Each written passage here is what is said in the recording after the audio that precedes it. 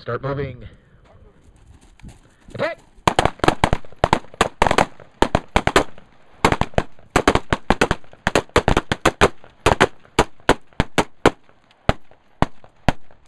Check your area, guys. Look around you. Look around you. Where's the other dude?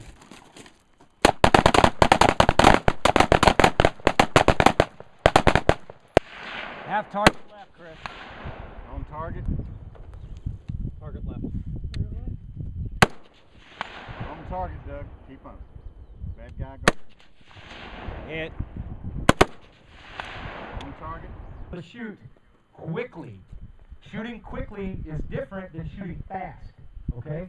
Shooting quickly means you hit quick. As soon as you see your sight, press that trigger off. All right, kids, on the command. I want 7 rounds into the heart. 7 rounds. Hey!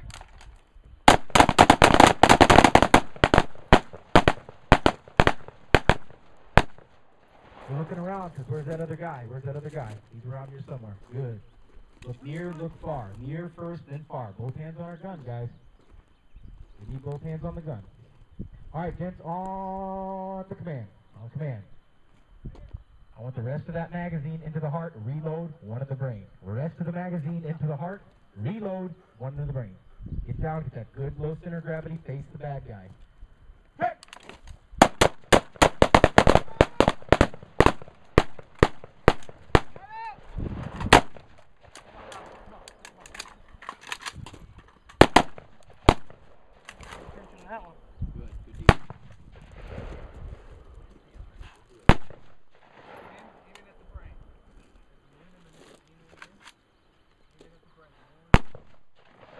Hell.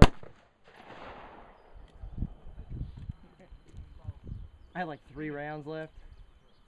I was like, yeah, turn the gas off. Fuck. I had 1, so I was like, pop. Oh, shit. All right, guys, either go into, I want you to go into either a muzzle all the way up or a muzzle all the way down. I don't care what it is, but it's either got to be straight up or it's got to be straight down. And I want you to put the target on your left shoulder. Turn so that the target is on your left shoulder. All right, guys. What's going on, guys? I'm a regular guy with the Regular Guy Firearms channel. Thanks for watching. Now, this review is quite obviously on the Meprolight M21. For those of you that do or do not know, the M21 has been the absolute backbone for reflex sights of any kind to Israeli riflemen. That's why it's very intriguing to a lot of Americans, simply because, number one, it's a fairly interesting looking sight, I'll give it that. America definitely respects hardened warriors, and that is something that the Israelis definitely are. So, here's the thing. Amidst all of the reviews on the M21, I figured I would try to abridge myself from those in the following way, by setting up a couple of ground rules. First and foremost, I am listing no specs on this particular optic. If you want to know more about the specifics of this optic, there are a million different sources out there. I'm not going to waste your time with that now. The next one is that I'm approaching this from the perspective of an American rifleman. I am not an Israeli rifleman. I don't know what it is that they have to put up with on a day-to-day basis, and I'm not going to pretend to know what the perspective is of one of those dudes. So all I am going to do is wage my personal opinion based on my personal experiences and how that compounds into my decision on whether or not I would mount this on a rifle and take it into theater. So, check it out. What are the absolute requirements for a rifle-mounted optic to me? Particularly a dedicated reflex-type optic. And certainly there are a million different choices out there, like this one, EOTechs, aim points, a lot of different fake points that are out there that are available for commercial sale. Trigicon's got a couple out at least now. So there are a set number of requirements that I have for optics that are going to fill this role. And by the way, For a reflex sight, to me, that means that I am going to be shooting with this at rifleman distances. Okay, that's 400 yards and in. Basically, anything that I would do with a set of iron sights, I better be able to do with the Optic, but better. Okay, so the first requirement that I have is that the Optic is to be very robust, very reliable, very tough. Okay.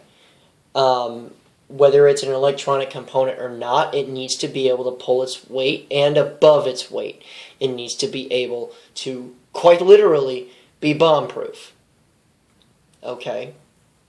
It needs to be able to fall off a truck. It needs to be able to slip off of an M4 mount in an RG-31 once it's taking a 100-pound IED blast. And the Optic needs to be able to land into a frickin' radio mount and not destroy itself. Okay? The next one is that, and this is still within the realm of reliability, but I need to have accurate, definable elevation and windage turrets. Okay? The phrase that's tossed around all the time is that it holds 0. Well, that's what that really is. All that really is that once it is zeroed, it needs to be tough enough to stay there. Okay? And during the zeroing process, I need a very definitive understanding of what corrections I'm making. Am I going 0.5 minutes of angle? Or am I going a quarter? Am I going an eighth? It needs to be very easy. It needs to be very easily defined, and to me, I need to be able to feel it and hear it when I'm making adjustments. The next thing is that I need a little bit of versatility, because while optics like this for this particular role are designed for close quarters combat, meaning inside of a house, that's about as close and as violent as you're going to get. Okay. While they are designed for that particular role, you are not always going to be doing things according to design, nor will you always be doing things according to plan. For instance, I cannot hope to ever think that I will be able to expect what is going to happen in a gunfight in theater or out of theater.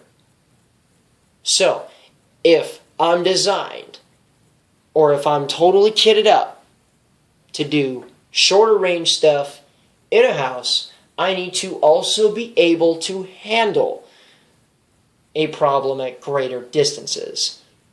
I also need to be able to do this at night, in the rain, in the sleet, and the snow. Okay? Basically everything inconvenient for the particular purpose at hand, I need to be able to handle. Obviously, I'm not going to be optimized for that, because taking an aimpoint T1 and shooting 500-yard line with it is not exactly the easiest thing in the world. But I need to be able to handle that. And what that usually means for a optic such as this is that I need manual control of it. Meaning, I need to be able to increase or decrease the level of brightness. I need it as simple as possible and dumb guy proof, so that I can make those adjustments to the brightness without any noticeable difficulty or strain of any kind. Okay. And that has led to a couple of biases as far as controls and stuff are concerned, but, you know, it is what it is. So those are pretty much my three main needs, is that it's got to be reliable, it's got to be, the turret's got to be accurate, and it needs to be a little versatile. Meaning I need manual control of it. So when we think about those things, we have to understand the following. This optic does not take a battery of any kind. And a distinct advantage that it does have is that it doesn't require batteries of any kind, because it's either absorbing light from a fiber optic cable, or it is radiating a little bit of light from the tritium inserts within the optic, and that's at night. Okay, so that is a desirable thing, because while you have optics like the Aimpoint Comp M4 with 80,000 hours of battery life, it is still something that is dependent on a battery. So to just not worry about it at all, ever, because the science of it won't allow it to turn off, these are good things. Okay. The next really big thing that it's got going for it is that it's tough as nails. I have seen pictures of some badly mauled up M21s. I mean, some badly mauled up optics. And they're still working. They still hold zero. And you can still zero them fairly easily. The fact that you don't have to make any adjustments whatsoever, or hell, even have to turn it on, makes it literally about as simple as it gets, as far as just exterior controls, because there are none. And another thing that's really nice about this particular optic is that it's tight.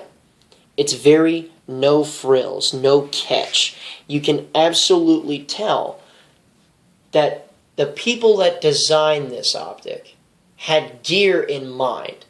So I would lend its sleekness to that fact, because a dude that's done a bunch of patrols helped design the housing and everything for it. Now, with all of the really good things that come out of this optic and start to make it really attractive, there's actually a lot that will push a lot of people away from it. First and foremost, this optic cannot adapt to anything. And that's a bold statement, but hear me out. The reason why I say that it cannot adapt to anything is that while I don't have to adjust anything as far as turning it on or brightness or anything like that, I also don't have the ability. Okay? Having to do something and having the ability to do something are slightly different, in that I might want to dim it or brighten it, depending on where I'm at.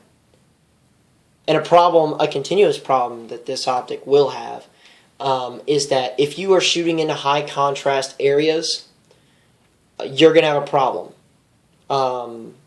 with just clarity on target or on the reticle itself. Meaning, if you are inside of a house with no lights on and you are shooting outside, okay, and let's say that it's daytime in the Middle East, where it is absolutely as bright as could be, or you're in Arizona at noon in July, or in Florida, same time, okay, or even worse, let's actually spin the year. Let's say that you're in Michigan and it is just white as hell on the ground because of the snow. Going from no lights on in the house and whatnot, and the only light in your house is that from the ambient light radiating from outside. Shoot. Try doing that with sun bouncing off of white snow. Okay? Very, very, very difficult to see the reticle at all. Okay? And yes, there is an aftermarket part that you would have to bolt on to the side of this thing so that it would physically push light into it in order to alleviate the issue. But now this is an extra knob that you have to turn between going in and outside, which is a problem. Okay. Next thing that's a really big issue is that by the exact opposite circumstance, if you are shooting from a very bright area into, let's say, the tree line, right? The shadows of that tree line will make your reticle seem so bright that you cannot definitively make out anything very well at all. past 100 yards. And it's a friggin' nightmare to shoot farther than that, because you are effectively shooting through the sun.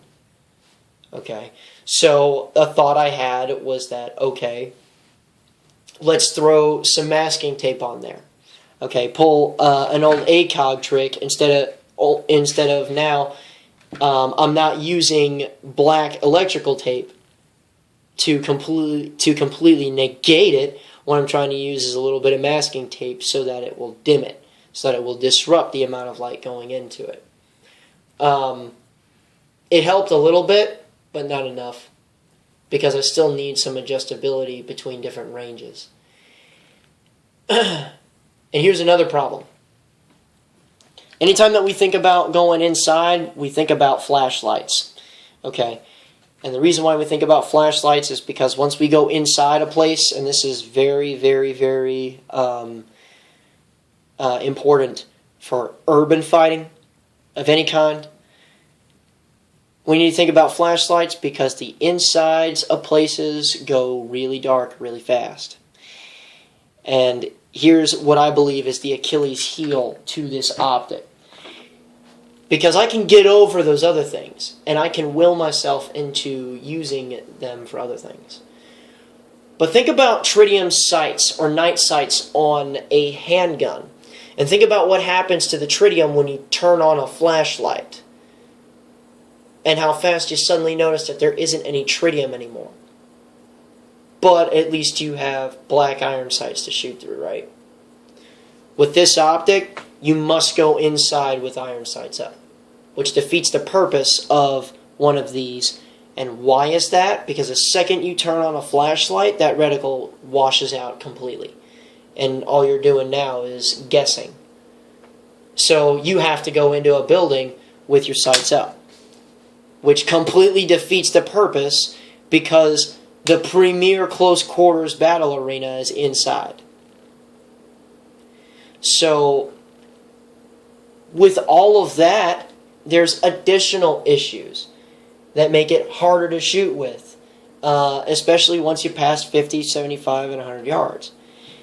If you're looking at this reticle, you're also having to look through the glass, and the glass is heavily tinted. Okay, anytime that you start shooting through things now, meaning if you're going into high contrast environments of any kind, or the further away your target is from you, the more irritating that tint gets. And I'm sorry, we have evolved quite a bit to where we don't need to make the tints anymore. We can have a clear piece of glass. You know what I mean?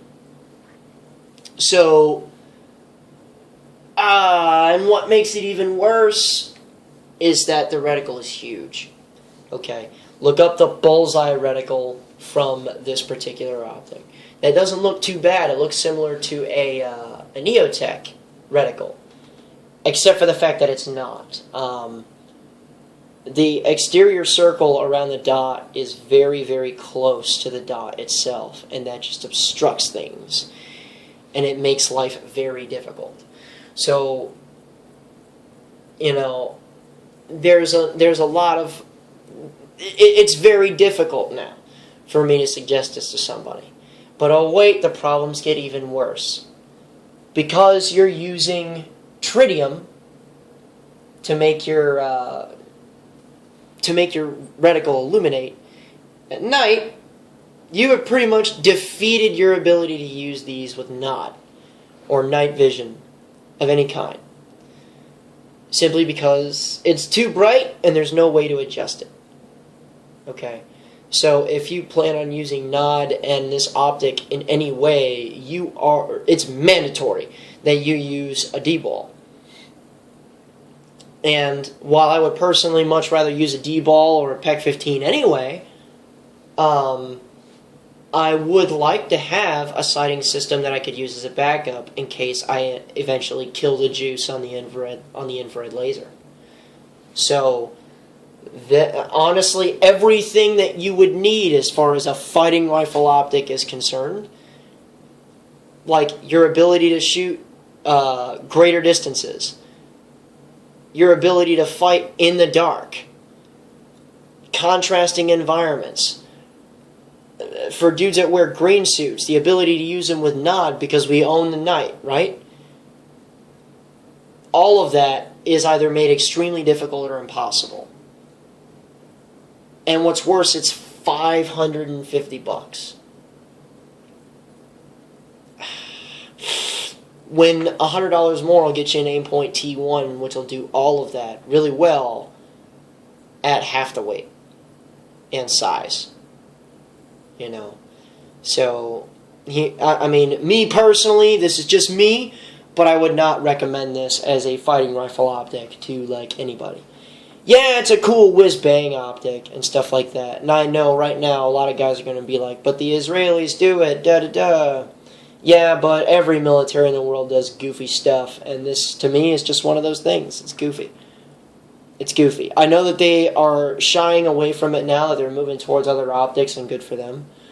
But if anyone were to sit here and ask me what I think about the M21, honestly, truthfully, I friggin' hate it. When I brought this to Valor Ridge Rifleman 1, I could not stop bitching about it. Because it just made life very difficult. And yeah, we shot at greater distances and I could get my hits, but it was very, very challenging to do so. And then you go something to like an Aimpoint T1, and now everything is suddenly possible. I can do work up close, and I can work at great distances, comparatively speaking, to what I was shooting at before. Meaning, a 300-yard line shot is not a challenge. When, because of this fiber optic cable and whatnot, it's nigh impossible on anything other than a very visible human-sized target. You know, so that's just one man's opinion, and that's all I really had to say about it. If you have any questions, go ahead and throw them in the comments below. And if you want to encourage further discussion either about this or anything else, go ahead and visit our Facebook page. Please read our about before you join us. And remember, guys, a regular guy's firearm is the last defense against tyranny. Be easy.